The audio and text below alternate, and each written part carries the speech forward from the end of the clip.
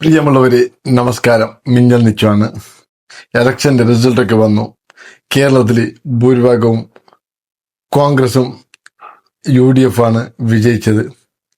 പക്ഷെ ഒരു കാര്യം പറയാം, ഇത് വ്യക്തികളെ നോക്കിയിട്ടാണ് ഏറ്റവും കൂടുതൽ വോട്ട് കൊടുത്തത്.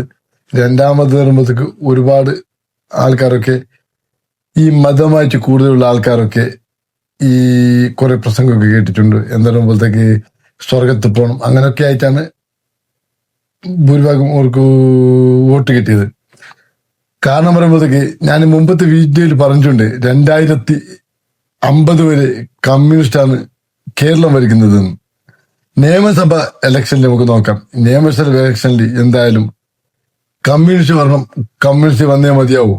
കാരണം പറയുമ്പോഴത്തേക്ക് ഏറ്റവും വലിയ വ്യവസായിക്കും കോടീശ്വരന്മാർക്കും ഒരുപാട് കോർപ്പറേഷൻകാർക്കൊക്കെ ഒരുപാട് ബുദ്ധിമുട്ടുണ്ടായിട്ടുണ്ടെങ്കിലും പട്ടിണി പാവങ്ങൾക്കും എന്നും ഉത്തമമാണ് നമ്മുടെ പിണറായി സർക്കാർ.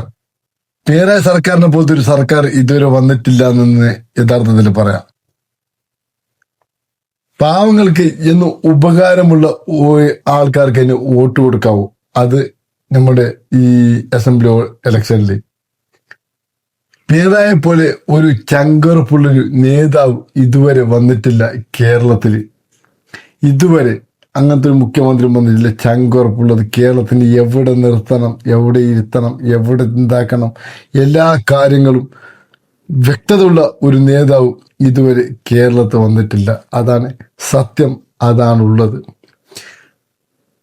ഈ പഞ്ചായത്ത് ഇലക്ഷനും ബ്ലോക്ക് ഇലക്ഷനും നിങ്ങൾ അധികം നോക്കാൻ നിൽക്കണ്ട.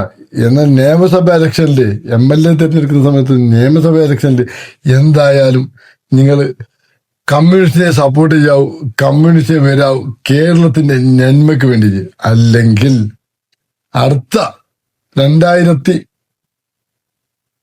2031 സമയത്ത് കോൺഗ്രസ് വന്നാൽ കോൺഗ്രസിന്റെ പകുതി ആൾക്കാരും BJP കാണും.